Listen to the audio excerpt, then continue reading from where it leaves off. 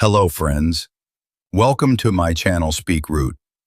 Today, we're going to listen to a powerful story based on 5 books I read when I couldn't say a sentence. It's going to be emotional, deep, and maybe even life-changing.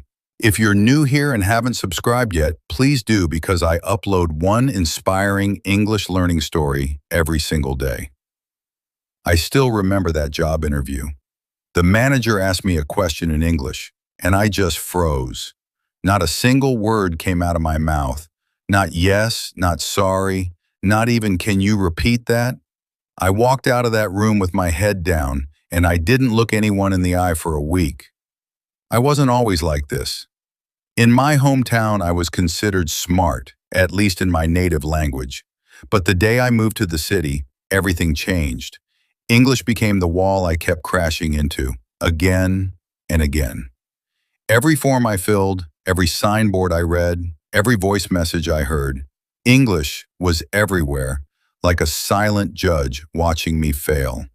People say English is just a language, but for me, it became a symbol of everything I lacked: confidence, freedom, and self-worth. I avoided conversations. At cafes, I pointed at the menu instead of speaking. At work, I stayed quiet in meetings, even when I had ideas that could have made a difference. But the worst part wasn't the language. It was the feeling of being invisible. Like I didn't matter. Like the world was moving forward. And I was still stuck in the same sentence. That sentence I could never say. It was a rainy Sunday. I was alone in my tiny rented room with nothing but an old plastic chair and a cracked mirror. I looked at myself and whispered, "Am I really going to live like this forever?"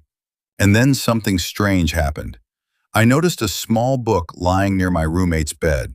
He had gone home for the weekend, so I picked it up. It was The Alchemist by Paulo Coelho. It was in simple English. I didn't understand every word, but I understood the feeling. And that feeling said, maybe, just maybe you are meant for more. A friend, The Alchemist wasn't just a story. It was a mirror. The boy in the book was searching for treasure. I was searching for a voice. That night I didn't sleep. I kept reading the book with my phone in one hand and Google Translate in the other. I began underlining the sentences I liked. Short, simple lines that somehow felt like poetry. One of them said, "When you want something, all the universe conspires in helping you to achieve it." I wrote it on my wall with a marker. That was the first time English felt like something beautiful, not just difficult. After that, I made a decision. Every day, before sleeping, I would read just 5 pages of an English book. Not a textbook, not a grammar guide, a real story. And I didn't read every word. I read to feel. The second book I found at a local street seller, Charlie and the Chocolate Factory by Ronald Dahl. It was a children's book, but honestly, that's exactly what I needed. The sentences were short, the vocabulary was playful, and for the first time, I read English and smiled. I laughed at Willy Wonka's madness. I felt sad when Charlie's family struggled. I cheered when he found the golden ticket. I wasn't just reading, I was imagining. I was living in English. The third book came from my office library. Nobody touched the English books there, so I quietly took one home. It was Who Moved My Cheese by Spencer Johnson. A small book, barely 100 pages, but it changed the way I looked at the change. The book spoke about 2 mice and 2 little people in a maze. Simple story, big lesson. It taught me something powerful. If you don't change, you'll become extinct. That hit me hard, because I was waiting for someone to help me, to fix me. But maybe I needed to move my own cheese. A week later, my manager asked me to give a 2-minute update during a team meeting. I had practiced the night before, but the moment came and I froze again. Everyone looked at me. Some smiled awkwardly. One guy chuckled. That laughter, it stayed in my chest like a knife. I went home and cried that night, and I almost gave up. But I remembered something from The Alchemist. Don't give in to your fears. If you do, you won't be able to talk to your heart. So instead of quitting, I picked up my fourth book. A friend gave it to me and said, "It's silly, but fun." It was Diary of a Wimpy Kid by Jeff Kinney. At first, I thought it was too childish, but then I realized it was exactly what I needed. It wasn't about deep philosophy.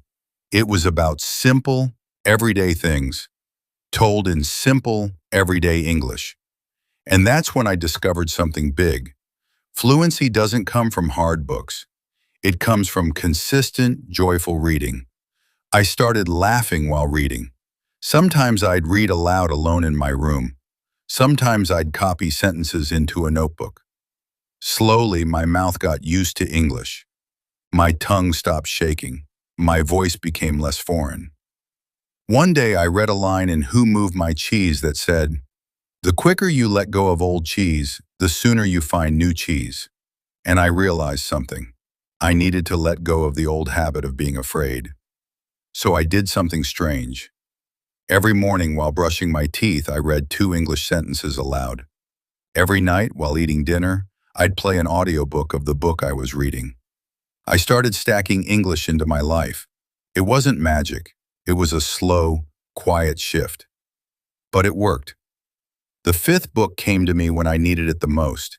It was The Little Prince by Antoine de Saint-Exupéry, a short, dreamy book, but one that broke something open inside me. There was a line that said, "Language is the source of misunderstandings." And suddenly, I forgave myself. I stopped blaming myself for being bad at English. It wasn't my fault I wasn't taught well. But now it was my responsibility to change. 3 months after that humiliating meeting, another opportunity came. This time, I was ready.